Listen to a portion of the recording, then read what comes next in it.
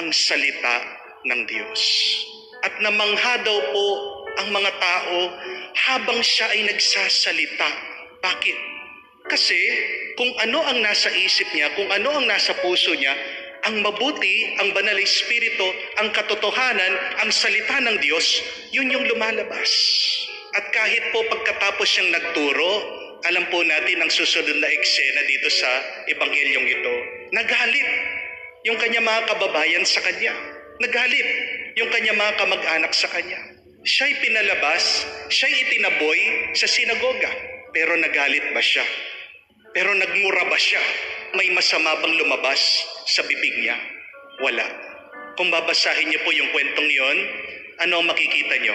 Tahimik lang daw po ang ating Panginoon at lumakad siya sa gitna nila.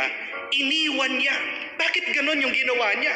Ininsulto na siya, tinaboy na siya, pinahiya siya. Dahil wala po yung masama o pangit sa isip niya, sa puso niya. Ask yourself that question. What is inside my cup? Ano ang nasa loob ko? Ano ang nasa loob ng isip ko? Ano ang nasa loob ng puso ko?